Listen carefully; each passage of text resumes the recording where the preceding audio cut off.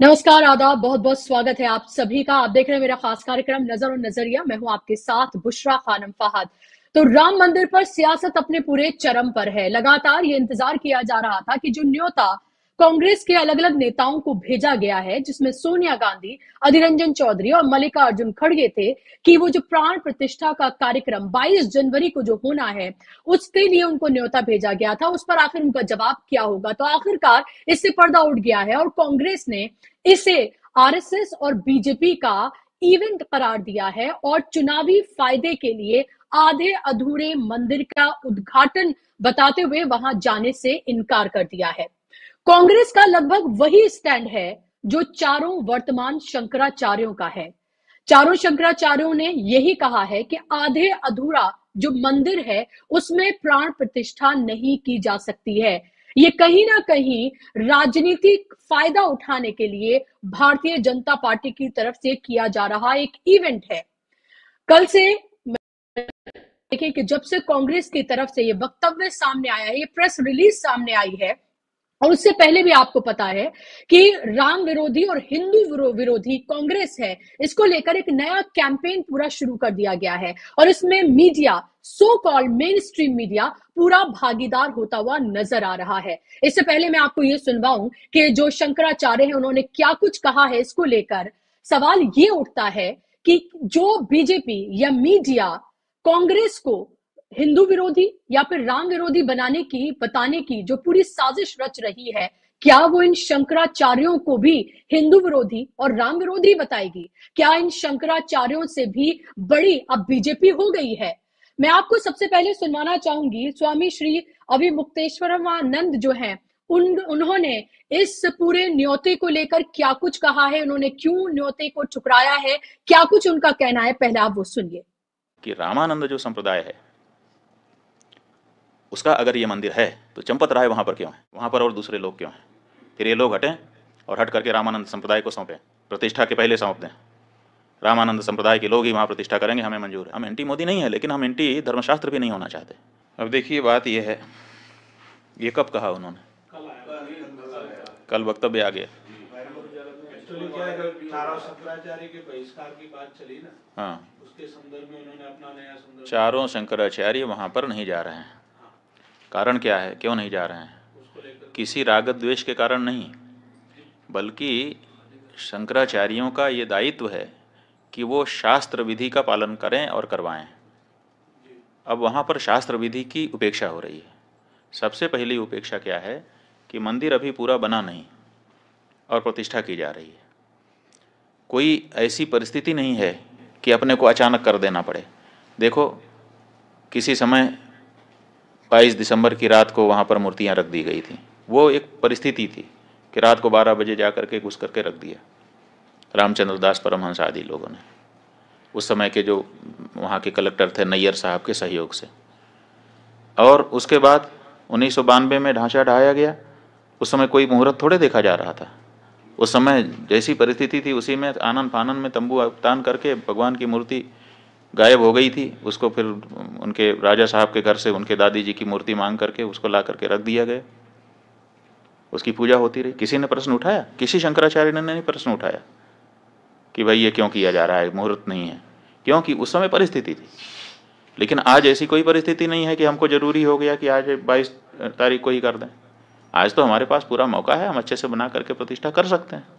लेकिन फिर भी अधूरे मंदिर में प्रतिष्ठा कर दी जा रही है, तो ये हम कैसे स्वीकार कर लें? ये हमको कहना ही पड़ेगा पूछे जाने पर कि ये ठीक। तो अभी आपने सुना कि सीधे तौर पर कहना है कि जब मंदिर ही पूरा नहीं बना है तो आखिर जल्दबाजी क्या है?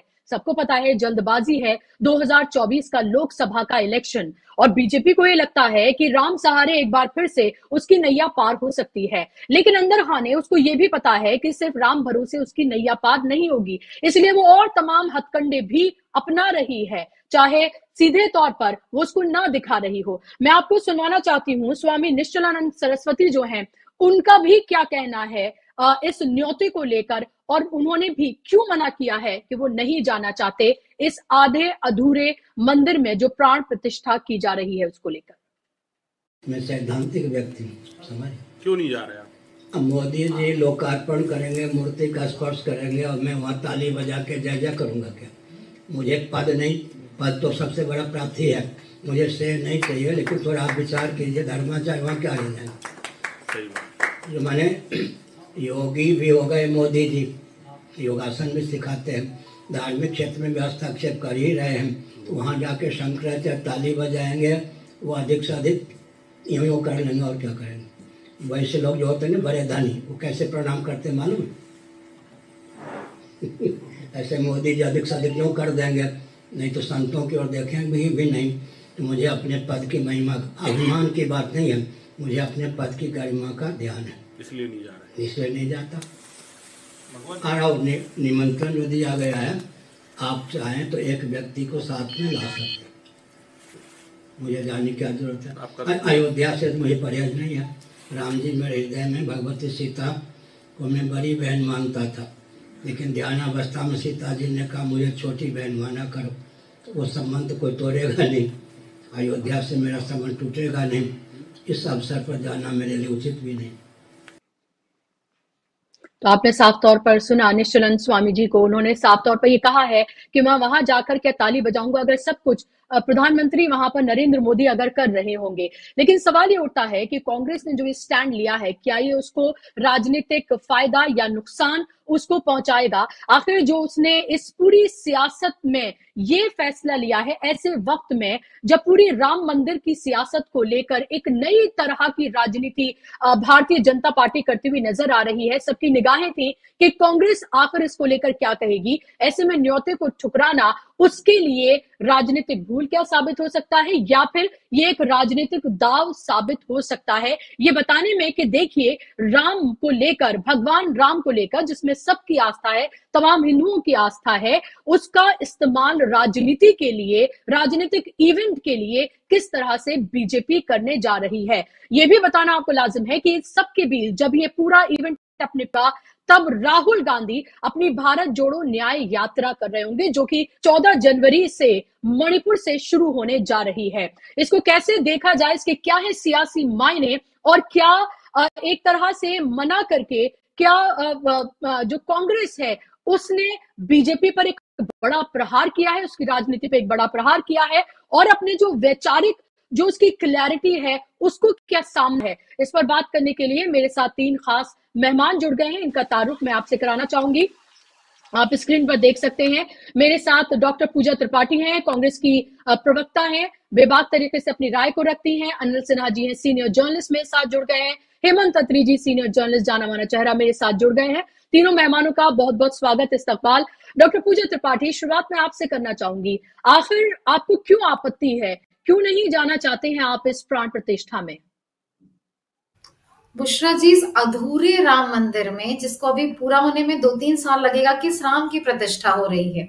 वो राम जो हमारे मर्यादा पुरुषोत्तम है, वो राम जो बंधुत्व, समानता और स्वतंत्रता के लिए खड़े होने वाले राम है, किस राम की प्रतिष्ठा हो रही है? वो राम जो आज मर्यादा के मूल्यों को आहत और विक्षत देख के जो खुद भी उद्वेलित होंगे, मुझे लगता है उनका अयोध्या आने का मन नहीं होगा। और आज हम सिर्फ शंकराचार्यों की बात नहीं करें, ना ये शास्त्र सम्मत है। हमने अभी आप ही के कवरेज में 2 शंकराचार्यों को सुन लिया, पुरी से कोई शंकराचार्य नहीं आ रहे, श्रृंगेरी मठ से नहीं आ रहे, द्वारका से नहीं आ रहे हैं, और उन्होंने कहा कि अधूरे में ऐसी क्या जल्दबाजी थी। जवाब सबके सामने है कि जल्दबाजी तो थी, इस साल 2024 का इलेक्शन आने वाला है। तो मुझे इस बात पे गर्व है कि इस अधर्म के कार्य में हिस्सा लेने से मेरी पार्टी ने मना किया है। तो मेरा सवाल यही है, ये कौन से राम है जिनकी प्रतिष्ठा की जा रही है? क्या ये गांधी के राम है जो कहते थे रघुपति राघव राजा राम, ईश्वर अल्लाह तिलर तेरो नाम? क्या वो अल्लामा इकबाल के राम है जिन्होंने इमाम हिंद की उपाधि दी थी?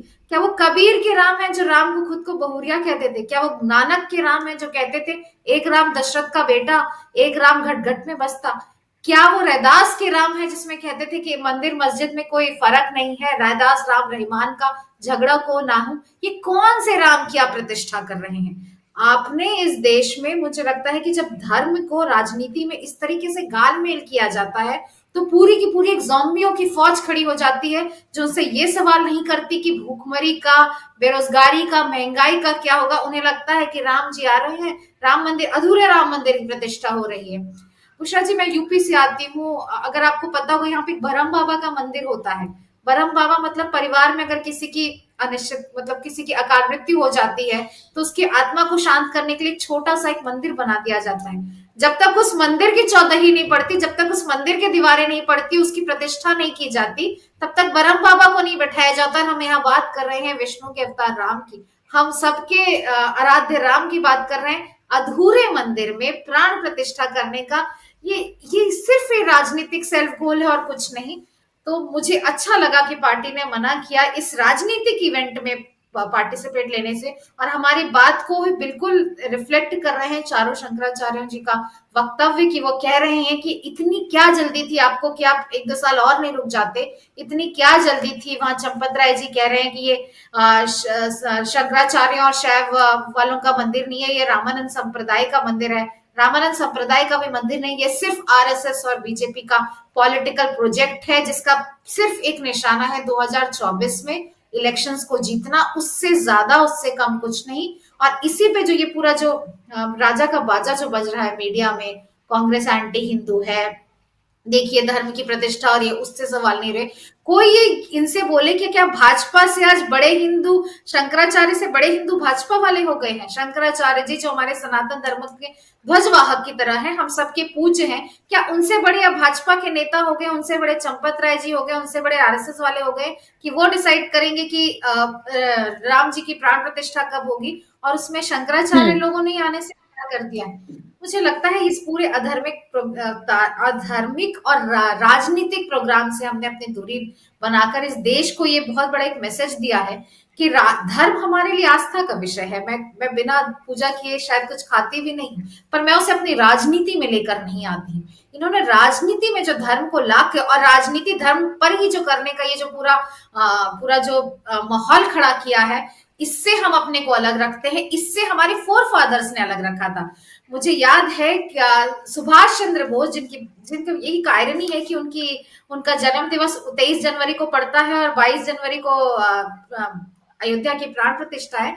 उन्होंने बंगाल में एक उसमें कहा था, महासभा को संबोधित करते हुए कहा था कि हिंदू महासभा के त्रिशूलधारी सन्यासी और सन्यासियों की भीड़ जुटा दी गई है वोट डालने के लिए। अगर ये आपके दर पे आए तो आप इनके ऊपर सम्मान मत करिए, इनके सामने सर मत झुकाइए, भगवा वस्त्र देकर इन्हें नकारिए, क्योंकि इनसे बड़ा देश के लिए गद्दार कोई नहीं हो सकता जो धर्म को राजनीति में लेकर आए। तो हमारे फोर फादर्स ने जब 1947 में जब ये देश हिंदू मुस्लिम के लाइंस पर डिवाइड हुआ था, ये देश विभाजन के चोट से सह रहा था, तो इस देश को किसी ने हिंदू राष्ट्र बनाने की कवायद नहीं की। लोगों ने ये माना कि यहाँ की जो विविधताएं हैं वो समस्या नहीं, वो समाधान है, और इन्होंने लोकतंत्र को स्थापित किया। और जो नेहरू कहते थे temples of modern India, power plants को और विकास के रास्ते पर जो इस देश ने जो संविधान को सर्वोपरि रखा, आज वो बैकफुट पर चला गया। और आज हम राम जी को ला रहे हैं 22 जनवरी को अधूरे मंदिर में। अगर आप इस देश में सबसे बड़े आपके पॉलिटिकल प्रोसेस का ये सबसे हाई पॉइंट था राम जी को लाना, तो मंदिर के पूरा होने का तो वेट कर लेते। आपने वो भी नहीं किया, क्योंकि आपको 2014 में आपको पता है कि आपने हर दृष्टि से आप पीछे हो चुके हैं। तो आपको एक लास्ट एक सेल्फ गोल करना है कि ये राम मंदिर में प्राण प्रतिष्ठा करना है। और अच्छा है सारे शंकराचार्य जी से ये हैं, यहाँ पे वो तो पॉलिटिकल है नहीं, वो तो कांग्रेस की स्पोक्स पर्सन है नहीं, वो तो धर्म और शास्त्र की बात कर रहे हैं।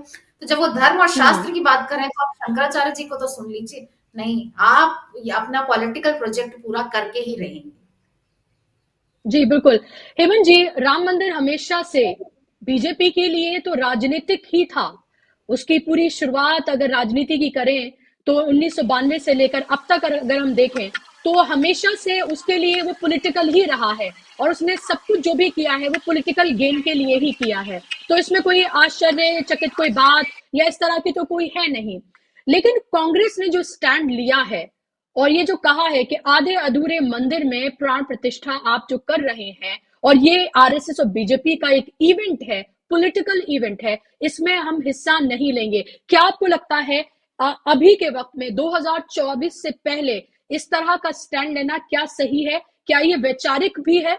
क्योंकि लगातार हम ये देख रहे हैं कि जब से ये पूरा इवेंट की जो डेट जो है वो सामने आई है, पूरा मीडिया जो है वो राममय हो चुका है, और अब उसका जाहिर सी बात से उसे बैठे बिठाए मौका तो मिल गया है कि वो फिर से ये कहना शुरू करेगा कि देखिए राम विरोधी और हिंदू विरोधी कांग्रेस है। हालांकि इससे पहले भी वो यही करता रहा है, मीडिया भी और बीजेपी भी, तो इसमें भी कुछ नया नहीं है।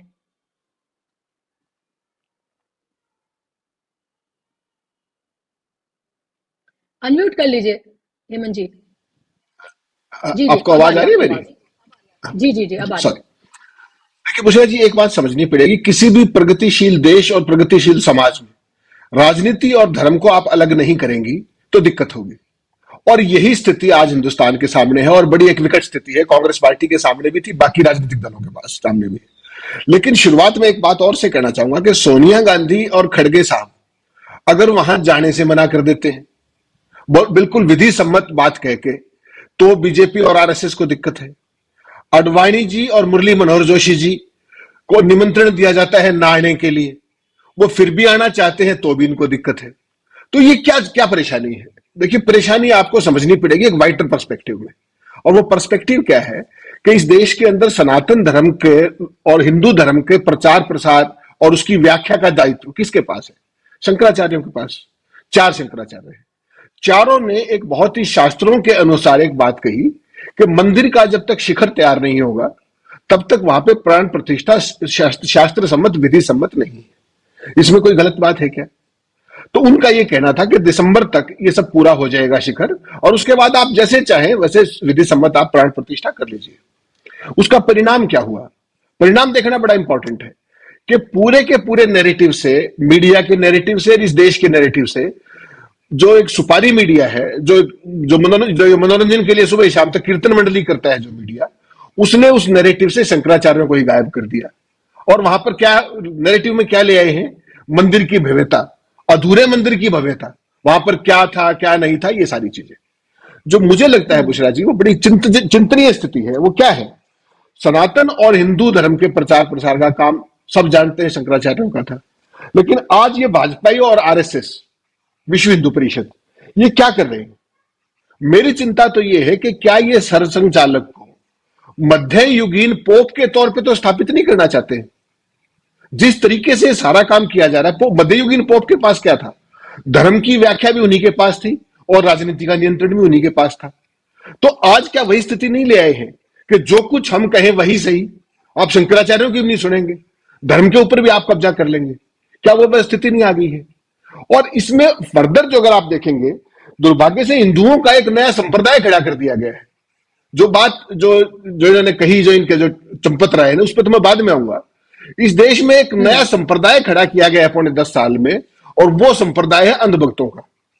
और उस अंधभक्तों का जो संप्रदाय के पोप है वो श्रीमान नरेंद्र मोदी जी है, और उनका जगरनाथ है, जो सुबह शाम तक जो उनका प्रचार तंत्र है। उसने क्या किया कि ये जो सारा था कि जो शैव, शाक्य और उसके बाद जो रामानंदी, उसके अलावा एक ये चौथा संप्रदाय ले आए, और उसके बाद अब चंपत राय ये कहते हैं कि ये तो मंदिर रामानंदियों का है। आप कितने विभाजन करना चाहेंगे? इस देश को कहां पहुंचाना चाहते हैं? क्या इस देश को ये दिख नहीं रहा है? नरेंद्र मोदी जी इस आयोजन के लिए, इसके लिए सबसे उचित व्यक्ति कौन है इस काम के लिए? शंकराचार्य। ऑब्वियसली धर्म का मामला है, आस्था का मामला है। जब भी मंदिर पूरा हो, जैसे भी करना चाहे, कम से कम शास्त्र सम्मत वो काम तो कर लीजिए। आप उसके लिए भी तैयार नहीं है, तो कारण समझना पड़ेगा क्या है। ये एक विशुद्ध रूप से राजनीतिक इवेंट है, जिसके फोकस में केवल और केवल 2024 का चुनाव है, जैसा आपने शुरू में कहा। और मैं एक बात इस देश के लोगों को और याद दिलाना चाहूंगा, मोदी जी को यह भी चिंता है कि कहीं 22 जनवरी थोड़ा जल्दी तो नहीं हो गया है। तो उन्होंने एक कार्यक्रम और रखा है, वो है 14 फरवरी को यूएई में, जो वहां का जो यूएई का सबसे बड़ा मंदिर है, वहां पर जाकर के मोदी जी स्पेशली उसका भी उद्घाटन करके आएंगे। इसका मतलब क्या हुआ कि आपके पास राजनीतिक मुद्दे नहीं है, आपके पास केवल धर्म का सहारा है दोबारा सत्ता की वैतरणी पार करने के लिए, सत्ता तक दोबारा पहुंचने के लिए। क्या ये देश धर्म के आधार पर चलेगा, धार्मिक इवेंट्स के आधार पर चलेगा? आप मुझे एक बात आइए, आपने संसद भवन के उद्घाटन का कार्यक्रम देखा, वहां पर राष्ट्रपति के लिए कोई जगह थी, उपराष्ट्रपति के लिए कोई जगह थी, स्पीकर के लिए कोई जगह थी? सारे पीछे पीछे चल रहे थे, एकमात्र मोदी थे। इस कार्यक्रम में अगर सोनिया गांधी और खड़गे साहब या कोई भी XYZ कोई भी आता, क्या किसी के लिए कोई गुंजाइश है? वहां सब कुछ, वहां राम से भी बड़ा मोदी को प्रोजेक्ट करने की तैयारी है, भाषण भी होगा वहां पर। आप बताइए, इस तरह के आयोजन में जो आस्था का मामला है, वहां पर कोई धार्मिक भाषण की भी कोई गुंजाइश है किसी नेता की? और अगर भाषण होना भी है तो धर्मगुरुओं का भाषण हो। उसके अलावा बहुत सारे टेक्निकल मुद्दे हैं, उनमें मैं नहीं जाऊंगा कि कौन इसका प्राण प्रतिष्ठा कर सकता है, नहीं कर सकता। उसके अंदर भी शास्त्र सम्मत एक चीज पूरी की पूरी व्याख्या है, व्यवस्था है, उस पर हम ना भी जाए। उसके अलावा जो सबसे बड़ी बात यह है जो बुशरा जी, इस इवेंट के अंदर जिस तरीके से मोदी जी अपने आप को धर्माचार्यों से भी ऊपर स्थापित करना चाहते हैं, वो एक बड़ा चिंतनीय विषय है इस देश के तमाम सभ्य समाज के लिए। और मेरी चिंता इससे भी इतर है। इस देश में तीन ही तंत्र है बेसिकली, सामाजिक तंत्र, आर्थिक तंत्र और राजनीतिक तंत्र। यहां पर सामाजिक तंत्र जो हमारा था, पारंपरिक रूप से जो हमारे संस्कार थे, तमाम चीजें थी, पंचायतें थी, और जो पारंपरिक जो चीजें जो हमारे समाज को कंट्रोल करती थी, जो सारी चीजें थी सामाजिक, उसका भी कब्जा लिया कांग्रेस मतलब तमाम राजनीतिक दलों ने over a period of time, पिछले 75 साल के अंदर। आर्थिक तंत्र को आप ऑलरेडी आप सौंप चुके हो अपने कुछ क्रोनीज पूंजीपतियों को, और आप अब धार्मिक उसको भी एक इस तरीके से जो शास्त्र सम्मत विधि के विपरीत जाकर के धर्म को भी कब्जा लेना चाहते, तो आप इस देश को पहुंचाना कहां चाहते हैं? सवाल तो ये आएगा ना। तो मोदी जी को, पूरी भारतीय जनता पार्टी को, पूरे उनके जो पूरा प्रचार तंत्र है, उनको ये देखना पड़ेगा कि क्या इन अंधभक्तों की फौज क्रिएट करके आप धर्म को भी अपने हिसाब से हाकेंगे क्या? और अगर ये उनका प्लान है, और मुझे नहीं पता ये आपने जैसे सवाल किया कि इसका क्या प्रभाव होगा, एक राजनीतिक दल के नाते जिसका पूरे का पूरा एक आस्था है, जिसका एक इतिहास है पूरा, मुझे लगता है कि कांग्रेस पार्टी ने पिछले लंबे समय के बाद एक कोई बहुत ही उचित फैसला लिया है, बहुत सटीक फैसला लिया है। और इस हर फैसले के पीछे राजनीति नहीं देखी जानी चाहिए, राजनीति का धर्म होना चाहिए। मैं फिर कहता हूं आपको, धर्म की राजनीति बिल्कुल नहीं होनी चाहिए। तो कांग्रेस ने वहां पर जाकर के जो राजनीति का धर्म है कि राजनीति, धर्म एक आस्था का विषय है और राजनीतिक लोकनीति का विषय है, तो मुझे लगता है कांग्रेस पार्टी ने यह फैसला ठीक किया है। मोदी का जो प्रचार तंत्र है उसको किस रूप में प्रायोजित करेगा, किस रूप में पेश करेगा, सारा देश जानता है।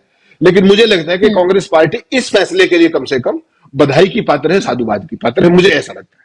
बिल्कुल बिल्कुल हेमंत जी। और अगर कांग्रेस पार्टी का कोई एक नेता शायद जाने का अगर फैसला कर भी लेता, तब भी बीजेपी और मीडिया का यही स्टैंड होता। उन्होंने नहीं किया है, तब भी यही स्टैंड है। आपको पता है लगातार किस तरह से कांग्रेस पार्टी को एक धर्म की पार्टी, धर्म विशेष की पार्टी बताने का पूरा प्रोपेगेंडा चलाया गया है। ये भी बताया गया है कैसे वो हिंदू विरोधी है। लगातार अलग अलग तरह की जो व्हाट्सएप यूनिवर्सिटीज पे जो फेक खबरें हैं वो जो है वो फैलाई जाती हैं, तो वो तो लगातार हो ही रहा है।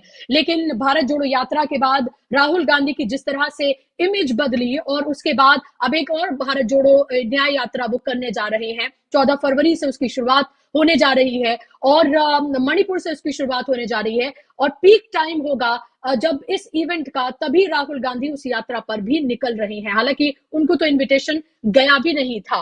अनिल सिन्हा जी, आप इस सबको कैसे देख रहे हैं? कांग्रेस पार्टी का के नेताओं का इस न्योते को ठुकराना, एक तरह से उन्होंने विद ऑल द रिस्पेक्ट इसको मना किया है वहां जाने के लिए, और अस्वीकार्य उन्होंने किया है, और लगभग वही स्टैंड है जो शंकराचार्यों का है। क्या आप इसको देखते हैं, इसका राजनीतिक फायदा और नुकसान, और क्या आपको लगता है ये वैचारिक भी है, या फिर फिलहाल उनको लगता है कि ऐसा इवेंट जिसको पूरी तरीके से जो राजनीति से लबरेज है, वहां जाकर सिर्फ मोदी वहां पर हो रहा होगा, वहां हम जाके आखिर करेंगे क्या? क्या ये भी एक सोच है इसके पीछे?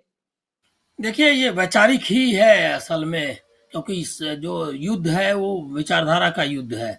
इसको ये मानना कि पूजा और आस्था, ये सब तो धूल झोंकने वाली बात है। सब इसमें कहने के लिए कुछ बचा नहीं है कि मोदी जी जिस तरह से पूजा कर रहे हैं, शंकराचार्यों ने कम से कम ये कह करके मतलब उसमें नहीं जाने का फैसला लेकर के उन्होंने ये बात तो साबित कर दी, मतलब बता दिया, लोगों को आगाह कर दिया कि एक राजनीतिक साजिश है हिंदू धर्म के खिलाफ, और इस साजिश को आरएसएस और उनके लोग कर रहे हैं। तो ये उस तरह से उन्होंने आगाह किया है, इसको भी समझना चाहिए। मैं तो एक चीज पहले तो एक साफ कर दूं मैं, कि कांग्रेस ने जो देरी की इसके लिए मैं बहुत ही मतलब उसकी आलोचना करना चाहता हूं। कांग्रेस को ये इसमें कोई देरी नहीं करनी चाहिए थी। इसको शुरू में ही जैसे आया था, ये वैचारिक उनके लिए अपने अपने लोगों के बीच में द्वंद्व है, दुविधा है, यही साबित करता है। इसमें क्या सोचना था? पॉलिटिकल प्रोग्राम है, ये बताने की जरूरत है क्या? ये जिस तरह से मतलब आप सोचिए ना, किसने जजमान बनाया? कौन चंपत राय को बना दिया? मतलब आप है क्या कि जैसे कि मैं बोल दूं कि विश्वा जी आप जो है ये ट्रस्ट है और आप यहाँ पर ये करना है, आप इसकी अध्यक्ष है। ये सारा मोदी सरकार ने, केंद्र सरकार ने उसको बनाया। उसमें वकील पराशरन है और जो कि राज्यसभा के सदस्य रह चुके हैं। नृपेंद्र मिश्र इतने पुराने ब्यूरोक्रेट हैं। नंबर 1 जो है चाटुकार है, ये क्या कहते हैं, नरेंद्र मोदी जी के सब ऐसे ही लोग। चंपत राय उसकी क्या, कौन सा ऐसा संन्यास लेकर के उसने कौन राम भक्ति का परिचय दिया अपने पूरे कैरियर में, वो भी देखना चाहिए। अरे राम मंदिर का आंदोलन था, बाबरी मस्जिद ध्वंस करने का आंदोलन था। ये एक बात मैं आपको साफ करना चाहता हूं कि इसको राम भक्ति वगैरह से जोड़ करके हम इसको ग्लोरीफाई करते हैं, इसकी कोई जरूरत नहीं है। ये एक बाबरी मस्जिद को ध्वंस करने के लिए जो काम जिन्ना ने 1946 में किया था डायरेक्ट एक्शन के जरिए देश को विभाजित करने के लिए, उसी तरह से मस्जिद को ध्वस्त करके पूरे देश में दंगे फैलाने का इसका षड्यंत्र था, जो कि संयोग से बहुत कम सीमित हुआ। लोगों ने परिचय दिया अपने धैर्य का और वो नहीं किया उन्होंने। वो उसी का परिणति उसी की है। तो इसलिए इसको धर्म से मानना कि रामलला के का मंदिर है, आपको बुलाया तो क्यों नहीं? कौन बुला रहा है? कौन सन्यासी बुला रहा है? अच्छा, उसमें भी अगर चंपत राय जा रहे हैं, वो महंत, मतलब समझिए कि जो उनके साधु वगैरह भी जो 2-4 रखे हैं उन्होंने ट्रस्ट में, वो किस तरह, कौन साधु नहीं है उनके बारे में हमको ज्यादा जानकारी नहीं है, उन पर कमेंट करना भी ठीक नहीं है। लेकिन कौन किसको निमंत्रण देने जा रहा है? अच्छा, मैंने तो आज तक नहीं सुना। मैं आपको फिर मतलब कई बार बोल चुका हूं कई जगह पे, मेरा खुद का मंदिर है, मतलब पुश्तैनी मंदिर है मेरे परिवार का, दुर्गा स्थान है जो मेरा है निजी। वहां हमने कभी नहीं देखा कि इस तरह से किसी को न्योता भेजा जाता है। और वो ये कोई शादी समारोह थोड़े ही है, हमने अभी तक नहीं सुना है। हमारे यहाँ तो मतलब कि बहुत ही मतलब जो परंपरा है उसके हिसाब से हम लोगों को सबको उसका पालन करना पड़ता है, और जो पुरोहित है उसके हिसाब से सारा कुछ करना पड़ता है, और उसमें आप इधर उधर नहीं कर सकते, और उसमें विधि का आप की अवहेलना नहीं कर सकते। और उसमें हमने नहीं देखा कि कहीं हमारे लोगों ने फोन कर, इवन हम लोग जो सारे सदस्य परिवार के अब तो सैकड़ों में है उसकी शाखाएं, और बेंगलोर से लेकर के विदेश में रह रहे हैं, वो सबको किसी को कोई फोन नहीं करता, किसी को इनवाइट नहीं करता कि वहां जो है विसर्जन। मैं आपको बता दूं कि विसर्जन के दिन तक हमारे यहाँ मतलब हर शादी में प्रॉब्लम होता रहा है लड़कियों को, क्योंकि जब तक हमारे यहाँ देवी विदा नहीं हो जाती मेरे घर में, तब तक हमारे यहाँ से लड़की विदा नहीं हो गई। तो ये नियम है, नियम का आप क्या पालन कर रहे हैं? वही शंकराचार्य ने बता दिया कि ये धार्मिक आयोजन नहीं है। और ये एक अच्छा हुआ, मैं बहुत दिन से इसकी प्रतीक्षा कर रहा था, कई जगह कहा भी था कि क्या सारे जो समाज, जो हिंदू समाज है, हिंदू धर्म के जो लोग हैं, सन्यासी पुरोहित इतने जो लोग हैं, वो सब क्या आरएसएस को अपना लीडर मान चुके हैं क्या? और उनका अपना कोई विचार ही नहीं रह गया। बहुत बहादुरी के साथ उन्होंने रखा। कांग्रेस को ये काम डे 1 में करना चाहिए था। अच्छा, आप देखिए कि पाखंड का एक तो अभी तक पता नहीं चला कि किन लोगों को इन्होंने आमंत्रित किया है, कोई सूची नहीं। वैसे ही जैसे कि आपको पता नहीं है कि किन लोगों ने डोनेट किया है वो जो पीएम केयर फंड है, वैसे ही इसमें पता नहीं है आपको कि कौन सारे लोगों को किसने और क्यों, किस आधार पर। सोनिया गांधी को आपने निमंत्रित किया, दूसरी तरफ से सीताराम येचुरी को। सीताराम येचुरी कब उन्होंने कहा कि भाई हम राम मंदिर के भक्त, राम के पुजारी हैं? सीपीएम कब से राम की पूजा करने लगी? उसने कभी नहीं दावा किया। उनको इनविटेशन भेज रहे हैं मीडिया वालों को बताने के लिए कि वो हिंदू विरोधी है, नहीं आएगा तो हिंदू विरोधी। अरे कौन कह रहा है? कोई मांगा था इनविटेशन? कांग्रेस ने तो नहीं मांगा था, सीपीएम ने तो नहीं मांगा था। आप आयोजन कर रहे थे, आप एक पॉलिटिकल आयोजन कर रहे थे। मोहन भागवत और नरेंद्र मोदी जी को उसमें दिखाना है, जो कि आपने शिलान्यास के समय किया, सारा फोकस किया उसी पे। पूजा करते हुए योगी आदित्यनाथ को आपको शो के बाहर दिखाना है। तो आपने एक तो ये जो निमंत्रण का ये पूरा नाटक षड्यंत्र था, वो यही साबित करने के लिए कि आप हिंदू या नहीं, उसको शंकराचार्य ने ध्वस्त कर दिया। और कांग्रेस ने भी साफ कर दिया कि आपका ये पॉलिटिकल आयोजन है। कांग्रेस ने एक बहुत ही सही और वैचारिक लिया, और मैं आपको ये कहूंगा कि इसका कोई नुकसान नहीं होने वाला है कांग्रेस को। ये नुकसान इस थोड़ी देरी की ये नुकसान हो रहा था। अब इन्होंने साफ कर दिया कि पॉलिटिकल आयोजन में हम नहीं जाएंगे, और धर्म मतलब जो जिनका जो धर्म है कांग्रेस के लोगों का के सदस्यों का, वो अपना धर्म पालन करेंगे। संविधान सम्मत और देश की परंपरा और संस्कृति की रक्षा के लिए जरूरी, वैचारिक रूप से जरूरी कदम है, ऐसा मैं मानता हूं। बिल्कुल। लेकिन डॉक्टर पूजा, क्या आपको ये, एक तो ये कि इतना डिले क्यों हुआ, जिस तरह से अनिल जी ने ये सवाल उठाया, क्या अंदर कोई मतभेद थे कि जाना चाहिए नहीं जाना चाहिए, इसको लेकर क्या कंफ्यूजन था? मैं अभी अजय राय जो कांग्रेस प्रदेश अध्यक्ष हैं, उनका मैं ट्वीट देख रही थी, और उन्होंने बाकायदा तौर पर एक पोस्टर उन्होंने ट्वीट किया है, और उनका कहना है कि मकर संक्रांति पर हम रामलला के दर्शन करने के लिए जाएंगे। तो अभी से ये बातें जो है उनकी तरफ से कही गई हैं, और ये एक स्टैंड लेने की कोशिश कि अभी नहीं जा रहे हैं, लेकिन हम मकर संक्रांति पे हम जाएंगे वहां पर और रामलला के दर्शन हम करेंगे। लेकिन उसके साथ साथ क्या आपको ये डर नहीं है कि पहले से ही मीडिया, बीजेपी जो कांग्रेस को लेकर, राहुल गांधी को लेकर जो एक एजेंडा चला रही है, इंडिया गठबंधन को लेकर जो एक एजेंडा चला रही है, अगर आप वहां पर नहीं जाते हैं तो उनको और बल मिलेगा? क्या इसका राजनीतिक फायदा और नुकसान की तरफ देखा आपने? देखिए बुशरा जी, मीडिया हमें चलाएगी या मीडिया हमें सिखाएगी, इस बात से कभी पार्टी लाइन तो डिसाइड होती नहीं। ये बात तो आप वो है कि आप हम जाते तो कहा जाता कि देखिए कांग्रेस तो सॉफ्ट हिंदुत्व की कर रही है, अगर आपको बड़े हिंदू और छोटे हिंदू में से एक को करना होगा तो आप तो बीजेपी के साथ ही जाएंगे। अगर हम नहीं जा रहे हैं तो ये बात हो रही है कि एंटी हिंदुत्व।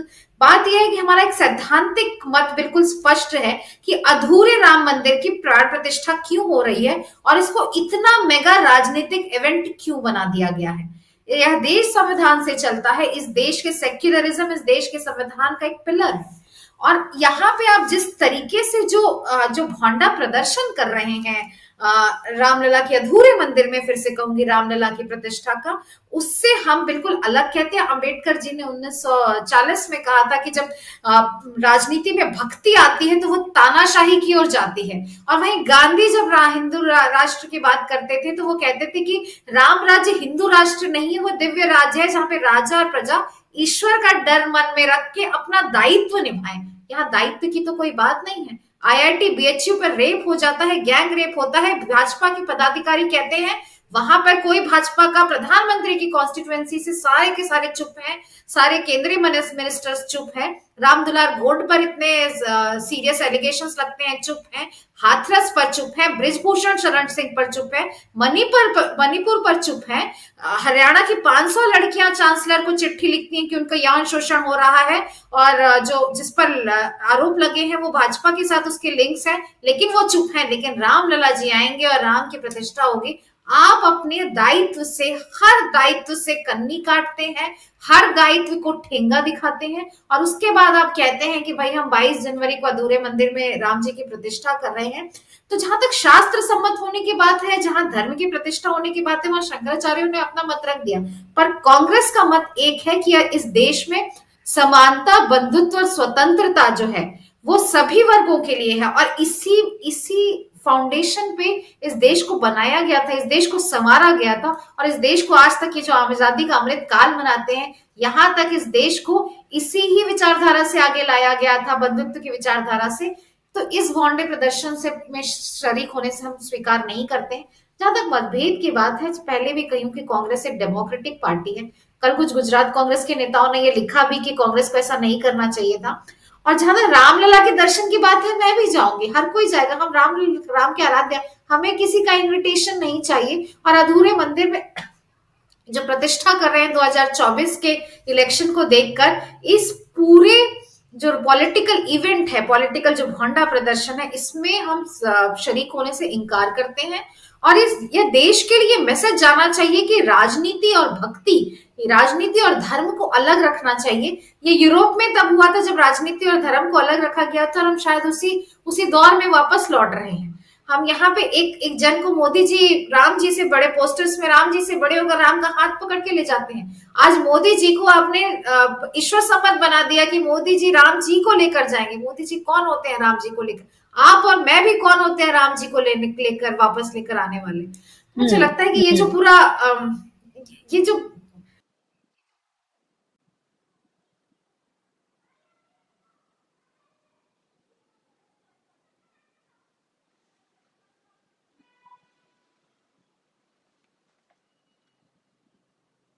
आपको मेरी आवाज मिल रही है? लगता है उन तक मेरी आवाज नहीं पहुंची। अनिल जी, आपको मेरी आवाज आ रही है? आ रही है। हेमंत जी, आपको मेरी आवाज आ रही है? जी जी। हेमंत जी, मैं आपसे पूछना चाहती हूँ। लगता है पूजा जी से हमारा संपर्क जो है वो टूट गया है। मेरा आपसे सवाल ये है हेमंत जी कि इस पूरे हम जो सब कुछ अभी फिलहाल देख रहे हैं, जिस तरह से जो कुछ होता हुआ नजर आ रहा है, और पूरी सियासत का जो केंद्र है वो राम मंदिर और वहां पर हो रही प्राण प्रतिष्ठा, वो जो इवेंट हो रहा है वही नजर आ रहा है। ऐसे में ये भी कहा जाए कि इसके सहारे वो चुनाव जीतने की कोशिश कर रही है बीजेपी, तो भी मुझे लगता है कि शायद ये एग्जैजरेशन है, वो ऐसे दिखाने की कोशिश कर रहे हो। लेकिन आप ये देखिए, सीए से लेकर तमाम वो मुद्दे हैं जो धार्मिक ध्रुवीकरण के हैं, जिसको लेकर बीजेपी पूरे तरीके से एक तरह से तैयार जो है वो नजर आ रही है। तो ये भी नहीं है कि बीजेपी को भी ये पता है कि अब वो वाली सियासत या उस तरह का उसको राम मंदिर से फायदा नहीं हो सकता है, इसलिए वो सब कुछ अपना रही है। एक तरह की मुद्दा विहीन सियासत भी वो कर रही है। ऐसे में इंडिया गठबंधन और कांग्रेस को आप कहां देखते हैं, और आखिर उन्हें अभी क्या करना चाहिए, कैसे देखते हैं? क्योंकि भारत जोड़ो यात्रा भी उसी वक्त होने जा रही है।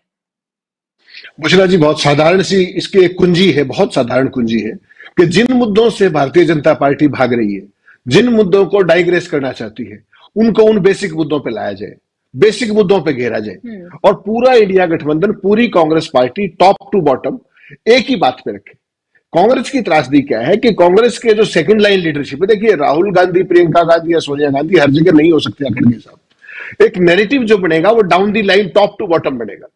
हाँ, दिक्कत कांग्रेस की सबसे बड़ी क्या है, या विपक्षी दलों की क्या है, कि वो एक सुर में बात नहीं करते।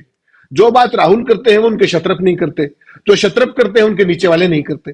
और यही कांग्रेस, जो विपक्ष की, जो भारतीय जनता पार्टी का सबसे बड़ा एज क्या है कि उनको ये पता है कि उनके खिलाफ कोई सॉलिड नैरेटिव या तो बनेगा नहीं, और बनेगा उसको मीडिया में वही चलेगा जो वो चाहेंगे। एक तो सबसे बड़ी त्रासदी ये है। दूसरा सबसे बड़ी जो चीज है, जो इनको कांग्रेस पार्टी को इनको सोचना चाहिए, देखिए मोदी की ऑरेटरी, मोदी का जो प्रचार तंत्र, वो एक अपनी जगह है। वो आज के देश की सच्चाई है, उसको कोई नकार नहीं सकता।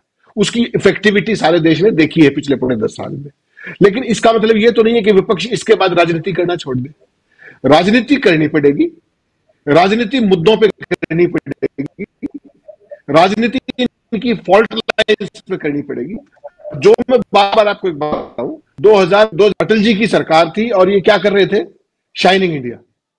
शाइनिंग इंडिया के उस टाइम किसी को सकता था कि कांग्रेस पार्टी चुनाव जीत सकती है। क्या हाल हुआ? All of a sudden Congress party किस तरीके से सत्ता में आई? और अटल जी के खिलाफ तो इतना सब कुछ था भी नहीं। जो इन्होंने जो कारनामे किए हैं पौने 10 साल के अंदर, इन्होंने कोई मुद्दा नहीं छोड़ा। मुझे आप एक बात बताइए, राम मंदिर तो अपनी जगह है, उसके अलावा सीएए कब पास हुआ था? आज तक कानून नहीं बने। अब गृह मंत्री जी जाके कहते हैं कि अब कानून कर देंगे हम। अभी तक क्यों नहीं कर दिए थे आपने? और क्या आपको लगता है आप भी कर देंगे? कानून बनाना विषय नहीं है, कानून का भय दिखा के देश में बंटवारा करना, वो है एजेंडा। दूसरी बात, अभी इन्होंने, आप देखिए 140 सांसद निलंबित हुए, कहीं कोई नैरेटिव बना? पूरा का पूरा मीडिया विपक्ष के ऊपर ही हमलावर था। अब तीसरी चीज बड़ी इंटरेस्टिंग आज मैं देख रहा था, ये 3 नए कानून लाए जो विपक्ष को निलंबित करके, साक्ष्य अधिनियम, एविडेंस एक्ट, सीआरपीसी, आईपीसी, उनको लागू करने के लिए भी समय चाहिए भाइयों को। जब आपका पूरा मैकेनिज्म, पूरा आपका एडमिनिस्ट्रेटिव मशीनरी, पूरे आपके सिस्टम्स तैयार नहीं थे, तो आपको इतनी क्या जल्दी थी उन कानूनों को बनाने की? उनको सिलेक्ट कमेटी क्यों नहीं भेजा? उस पर पार्लियामेंट में प्रॉपर डिस्कशन क्यों नहीं हुआ? कोई बिना किसी डिस्कशन के वो ट्रकों वाला, आपने देखा ट्रक ड्राइवर्स ने क्या किया? ये पूरे दुनिया की एक ऐसी पहली सरकार होगी, पहले कानून बनाती है, उसके बाद स्टेक होल्डर से राय लेती है। Can you imagine this? उल्टी का पहाड़ चढ़ाते हैं। इनको राजनीति की, इनको शासन की कोई समझ नहीं है, कोई तमीज नहीं। लेकिन क्या विपक्ष उन फॉल्ट लाइंस को पकड़ रहा है? क्या उन मुद्दों पे, बेसिक्स पे ला रहा है? जवाब है ना। जब तक कांग्रेस पार्टी और पूरा इंडिया अलायंस एक साथ बैठ करके एक इफेक्टिव स्ट्रेटजी इनको घेरने की नहीं बनाएंगे, बेसिक मुद्दों के ऊपर, आम आदमी की दुश्वारियों के ऊपर, बेरोजगारी के ऊपर, तमाम चीजों के ऊपर, इतने मुद्दे हैं बुशरा जी कि आप सुबह से शाम तक गिनते चले जाएंगे। और जो मोदी की गारंटी है, मैं तो एक ही बात कहता हूं कि राहुल गांधी और पूरी कांग्रेस पार्टी, पूरा इंडिया गठबंधन, उनसे एक ही सवाल पूछ ले कि इस देश में बंटवारे की सियासत के अलावा मोदी की 10.25 साल में कौन सी गारंटी पूरी हुई है? कोई ये गारंटी बता दे। ये है इनको घेरने का तरीका, उन्हीं की मैट पे लीजिए। और लेकिन उनके ट्रैप में मत जाइए। मुझे अच्छी बात, खुशी इस बात की है, जो राम मंदिर वाला जो पूरा प्रकरण है, जो पूरी मेगा इवेंट वर्ल्ड हिस्ट्री की, जो कंटेम्परेरी वर्ल्ड हिस्ट्री है, आप देखेंगे उसकी सबसे बड़ी इवेंट ये होने जा रही है। मोदी इसमें कोई चांस नहीं लेने वाले हैं। कांग्रेस पार्टी ने वहां पर एक बहुत शानदार वो लिया स्टैंड, और ये दिखाया कि धर्म और राजनीति कैसे अलग अलग है।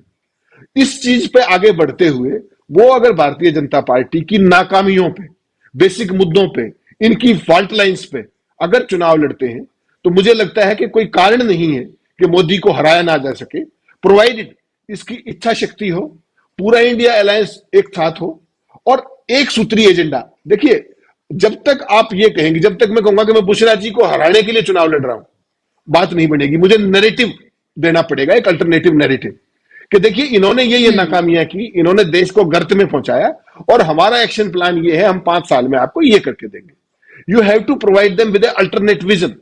वरना तो मोदी जी का जो वो क्राई बेबी वाला जो सीन है कि देखो सारे इकट्ठे हो गए 28 दल मुझे हराने के लिए, तो उनको ये स्टेब्लिश करना पड़ेगा पूरे विपक्षी दलों को कि ये मुद्दे हैं जो 10.25 साल में इनकी नकारापन और नाकामियों के कारण जो देश की गर्त में पहुंचा, और हम इस देश को यहां से उबारेंगे और ऐसे उबारेंगे, ये हमारा रोड मैप है। तो मुझे नहीं लगता कि कोई कारण है कि भारतीय जनता पार्टी, ये सारा जो कुछ दिख रहा है ना आपको, ये सरकारी पैसे का कितना क्रिमिनल दुरुपयोग होता है तमाम चीजों पे। किसी भी चुनाव से पहले मोदी जी का वहां जाना, इतने बड़े बड़े रोड शोज करना, इवेंट्स करना। अब तो आप, आज मैं पढ़ रहा था, आपको जानकर हैरानी होगी कि हर लोकसभा क्षेत्र से 10,000 आदमियों को भारतीय जनता पार्टी चुनाव से पहले मंदिर के दर्शन करने ले जाएगी। वो पैसा कहां से आएगा भाजपा के पास? उसका कोई ऑडिट है? क्या कोई और दल ये बात कह सकता है? और क्या कोई चुनावी प्रक्रिया के दौरान ये धर्म का दुरुपयोग नहीं है? चुनाव आयोग क्या कर रहा है? ये सारी चीज देखने की है। 10-10 हजार आदमी पर पार्लियामेंट कंस्टिट्यूंसी, 543 कंस्टिट्यूंसी है इस देश के अंदर। कहां से आएगा वो बजट? क्या है उसके पीछे का खेल? क्या ये रिप्रेजेंटेशन ऑफ पीपल एक्ट में अलाउड है? तो ये सारे मुद्दे देखने पड़ेंगे, और इनके ट्रैप में चलने की बजाय अपना अल्टरनेट नैरेटिव और वैकल्पिक एक रोड मैप कि देखिए हम ये करेंगे और हम देश को यहां ले जाना चाहते हैं 5 साल में, that is the only way. Otherwise धर्म का चश्मा चढ़ा दिया गया है। और जो पार्टी, मुझे ये बताइए, भारतीय जनता पार्टी और आरएसएस ने क्या किया? जो निर्मोही अखाड़ा है, जो सदियों से रामलला की वहां पर सेवा कर रहा है, उसको साफ कर दिया इन्होंने, वहां से बाहर कर दिया। कौन सा हक दे दिया? किसने हक दिया इनको? तो ये अपने राजनीतिक लाभ के लिए कुछ भी कर सकते हैं, किसी के साथ भी कर सकते हैं। और आडवाणी और मुरली मनोहर जैसे नेताओं, मुरली मनोहर जोशी जैसे नेताओं को ना आने की भी बात कह सकते हैं। फिर इनवाइट कर रहे हो आप उनको, you are uninviting them in the name of invitation. तो इतना मतलब गजब का, इतना आपराधिक एक चीज है जो इनको अपने बड़े की, छोटे की, पूर्वजों की, संस्कारों की, मर्यादाओं की, किसी भी चीज की कोई परवाह नहीं। केवल इवेंट, केवल सत्ता, JNK प्रकरण। बिल्कुल, ये इस देश को क्या कांग्रेस पार्टी और इंडिया अलायंस समझा पाएगा? यही बड़ी चुनौती है। बिल्कुल, चुनौतियां तो बहुत हैं, चुनौतियों का एक अंबार है इंडिया गठबंधन और कांग्रेस के सामने। चुनौतियां सबको एक साथ एकजुट लेने की, सीट बंटवारे की, मुद्दों की, और किस तरह से जो फिलहाल जो सियासत की जा रही है धर्म की, उसकी काट क्या उनके पास मौजूद है। ये चुनौतियां बहुत है, उन्हीं चुनौतियों से पार कर पाना है, लेकिन वक्त बहुत कम है, बहुत से भी ज्यादा कम वक्त है, और उसमें बहुत तेजी लेकर आनी पड़ेगी। अनिल जी, मेरा सवाल ये कि कांग्रेस ने एक साहसी कदम उठाया है ये एक वैचारिक कदम भी आप इसको कह सकते हैं, क्योंकि आपको ये बताना पड़ेगा कि जो बीजेपी कर रही है या करती है, हम बिल्कुल वैसे नहीं है। तभी आप एक ऑल्टरनेटिव बन सकते हैं, चाहे वो मुद्दों के मामले में हो, चाहे वो धर्म की इस तरह की सियासत कर रहे हैं, नजरियात की, चाहे विचारों की जो है वो सियासत है। क्या आपको लगता है ऐसे वक्त में राहुल गांधी की जो भारत जोड़ो न्याय यात्रा है सही वक्त पर की गई है, और एक तरह से कांग्रेस क्या कर रही है उस वक्त, उसका जवाब भी एक तरह से ये भारत जोड़ो यात्रा दे पाएगी, क्योंकि वही वो वक्त है जब ये पूरा इवेंट जो है वो पीक पर होगा और राहुल गांधी अन्याय के खिलाफ न्याय की बात कर रहे होंगे। राहुल गांधी, मैं मानता हूं कि राहुल गांधी मतलब कांग्रेस और राहुल गांधी में फर्क जो अभी उन्होंने बताया कि पूरा जो कैडर मतलब नीचे से ऊपर तक रैंक एंड फाइल है वो एक स्वर में बोले, इंडिया गठबंधन एक स्वर में बोले, तो ये तो जरूरत है। लेकिन राहुल गांधी एक कंसिस्टेंट पॉलिटिकल लाइन लेते रहे हैं और इसके लिए उनकी प्रशंसा की जानी चाहिए। अगर आप कई बार ऐसा वक्त आता है इतिहास में जब आपको चूज करना पड़ता है कि आपका नेता कौन है और आपका देश का नेतृत्व कौन कर सकता है, आपके कौन कौन लोग आपके सामने हैं, तो निश्चित तौर पर ये बात कम से कम हम मीडिया वालों को सच्चाई ये बतानी चाहिए लोगों को कि देश का नेतृत्व करने की क्षमता रखने वाला जो एक नेतृत्व है उसमें सबसे मतलब अग्रिम पंक्ति जिसको कहते हैं उसमें राहुल गांधी हैं। तो इसीलिए उनकी प्रशंसा की जानी चाहिए। और ये जो इंटरवेंशन है न्याय यात्रा का, ये एक बहुत बड़ा विचारधारात्मक इंटरवेंशन है, हस्तक्षेप है, ये बात पक्की है। क्योंकि ऐसे समय में देखिए उनको सलाह देने वाले ये बागेश्वर धाम के पैरोकार, उनके सलाह जो उनके ही दल के नेता है, उनको कहा होगा उनको कि अभी आप ये मत करिए, अभी तो राम मंदिर का चल रहा है। लेकिन उस शख्स ने इस चुनौती को स्वीकार किया कि एक जब एक हिंदू राष्ट्र और हिंदुत्व की नैरेटिव, हिंदू मतलब हिंदू धर्म की नैरेटिव नहीं है वो, जो कि शंकराचार्य ने बता दिया है, लेकिन हिंदू राष्ट्र की जो नैरेटिव है, हिंदुत्व की जो नैरेटिव है, उसके बरक्स एक जो नैरेटिव है, देश की नैरेटिव, सामाजिक न्याय और संविधान की नैरेटिव कि secularism, democracy and social justice, इसकी नैरेटिव लेकर के वो न्याय यात्रा उन्होंने शुरू कर दी। मतलब वो भारत जोड़ो यात्रा के बाद का जो चरण है, ये एक बहुत बड़ा इंटरवेंशन है, इसको मैं मानता हूँ। दूसरा, चुनौतियों की आप बात कर रही थी, मैं आपको कहूंगा, मैं ये बार बार कहता हूँ, फिर से दोहराऊंगा कि ये जो पैदल सेना है इसकी क्या मतलब भाजपा आरएसएस की, जिसका नाम है मोदी मीडिया, उसकी वो चुनौती सबसे बड़ी चुनौती है। अभी उन्होंने बताया ना कि किस तरह से इतने सांसद 150 करीब सांसद निकाल दिए गए संसद से, कोई नैरेटिव नहीं बनने दी उन्होंने।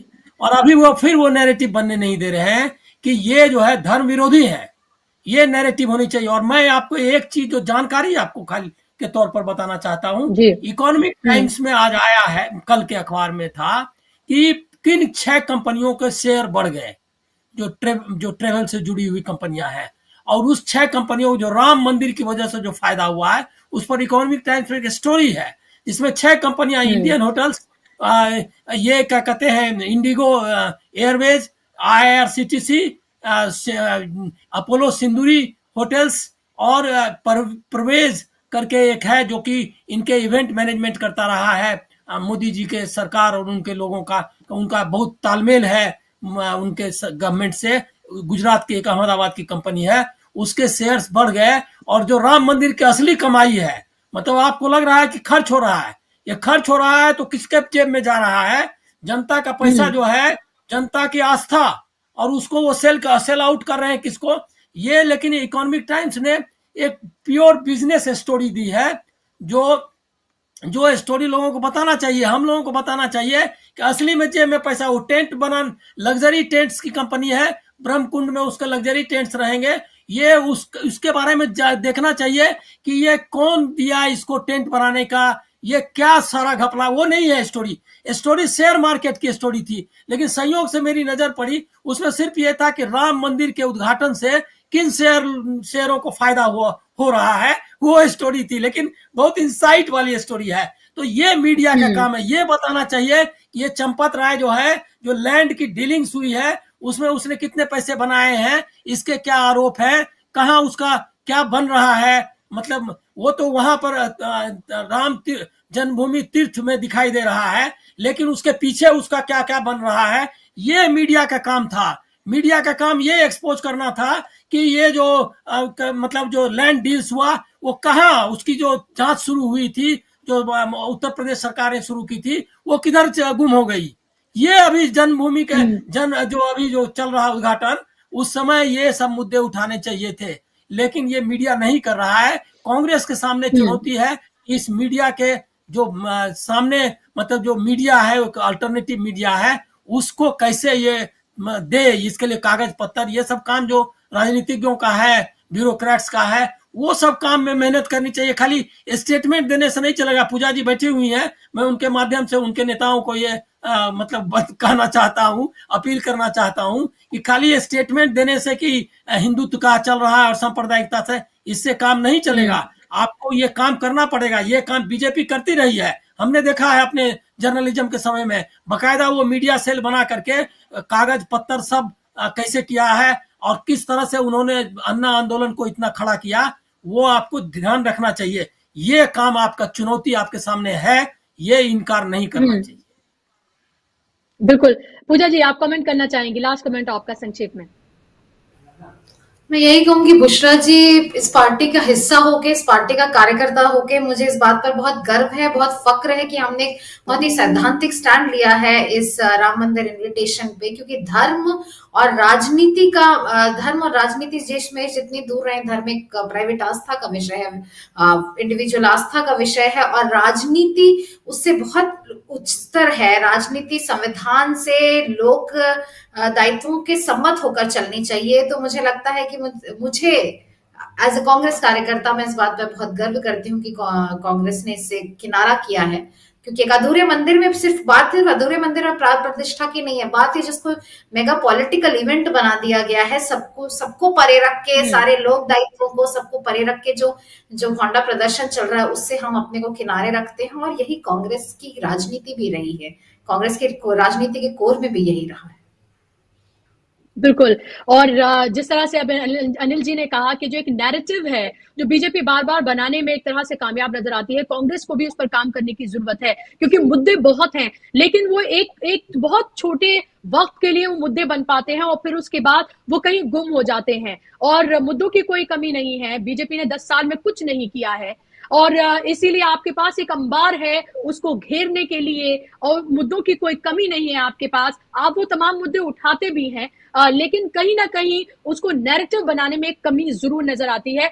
जी 30 सेकंड हेमंत जी। जी बुशरा जी, एक जो सबसे इंपॉर्टेंट बात मैं आपका ध्यान दिलाना चाह रहा था कि पिछले अगर 15-20 दिन से आप लगातार अखबारों को देखेंगे, खासतौर पे हिंदी के अखबारों का, उसमें जिस तरीके का नैरेटिव बनाया जा रहा है, 2-2, 2.5 पेज, बाकी सब मुद्दों को छोड़ के, सब जरूरी खबरों को छोड़ करके केवल राम मंदिर के ऊपर, और उसके नीचे एक लिखा होता है जो इनिशिएटिव या जो विज्ञापनबाजी का जो नीचे पूरे 2.5 पेज, 3-3 पेज हिंदी के अखबारों के अंदर। आपको मैं एक बात याद दिलाना चाह रहा हूं, ये प्रोजेक्ट क्या है बेसिकली, जो इसके पीछे का जो खेल है। 7-8 साल पहले आपको ध्यान आया होगा, एक स्टिंग ऑपरेशन हुआ था बहुत सारे बड़े बड़े अखबार और टीवी चैनलों के मालिकों का, जिसमें उनको सैकड़ों करोड़ रुपए ऑफर करके हिंदुत्व का प्रचार प्रसार करने की बात कही गई थी। उस टाइम वो एक्सपोज हो गया, लेकिन आज उसका आपको नंगा नृत्य देखना है किसी भी एक टीवी चैनल पर, किसी भी अखबार में, हिंदी में खासतौर पे, तो आपको सरेआम देख सकती है प्रतिदिन, day in and day out, 2 page, 2.5 page, 3 page, केवल और केवल बिना सिर पैर की स्टोरी, जिनका कोई सिर नहीं है, पैर नहीं है। सोने का एक दरवाजा आ गया है, 14 दरवाजे और आएंगे। ये क्या है बुशरा जी, ये समझना पड़ेगा। एक ये भव्यता, एक उत्सवनुमा माहौल, सारे मुद्दों को देखिए। हिंदुस्तानी आदमी त्योहार उत्सव का बड़ा प्रशंसक होता है आमतौर पे, कि वो इन सब दुश्वारियों से दूर होकर के सब हरा ही हरा देखना चाहता है, और मोदी और उनका जो पूरा सिस्टम है उस पूरे कमजोरी को समझता है। पिछले अगर 15-20 दिन से लगातार देखेंगे, और अगले 2-3 महीने का जो इनका एजेंडा है, मुझे नहीं पता कितने 100 करोड़ रुपए बांटे गए या बांटे जाएंगे, लेकिन जिस तरीके का प्रचार प्रसार मुख्य धारा के हिंदी चैनलों में, हिंदी सारे नेशनल चैनलों में तो खैर सारे ही है, वो तो काम ही एक बच गया उनको राम मंदिर के अलावा, और हिंदी के अखबारों में खासतौर पर किस तरीके से चीजें निकाल के लाई जा रही है जिनका कोई सिर पैर नहीं है, वो एक चीज बड़ी देखने की है। और वो इस देश की आम जनता को भी समझाने की कि किस तरीके से उत्सव और सब कुछ चमकीला दिखा करके आपकी वोट को हथियाने का षड्यंत्र चल रहा है। आपके ही पैसों से, हमसे ही पैसे लेते हैं अखबार के, हम ही टीवी का सब्सक्रिप्शन देते हैं, और हमें ही मूर्ख बनाया जाता है। तो ये चीज जब तक कांग्रेस पार्टी नहीं बताएगी कि आप पैसे देकर के मूर्ख बन रहे हैं, वो भी एक अल्टरनेट नैरेटिव हो सकता है इस पूरे सिस्टम से लड़ने के लिए, ऐसा मेरा मानना है। बिल्कुल, और क्योंकि सब कुछ बस ये दिखाया जा रहा है हरा हरा, और राम मंदिर और आस्था के नाम पर लोगों को जो बेवकूफ बनाया जा रहा है, ठगा जा रहा है, छला जा रहा है, और एक बार फिर से उन्हीं राम के नाम पर जो हमेशा से थे रहेंगे, उनके नाम पर देखिए कैसे आपसे आपकी वोटों की ठगी करने का पूरा प्लान, पूरा इवेंट जो है वो तैयार बीजेपी की तरफ से कर दिया गया है। अब जनता को ये सोचना है कि उन्हें अपने घर में खाना चाहिए, नौकरी चाहिए, स्वास्थ्य चाहिए, सड़कें अच्छी चाहिए, या फिर उनको सिर्फ और सिर्फ मोदी जी के इवेंट का हिस्सा बनना है। बहुत बहुत शुक्रिया आप तीनों मेहमानों का इस कार्यक्रम का हिस्सा बनने के लिए, अपना कीमती वक्त देने के लिए। शुक्रिया आप तमाम दर्शकों का भी इस कार्यक्रम का हिस्सा बनने के लिए। आज के कार्यक्रम में बस इतना ही। नमस्कार।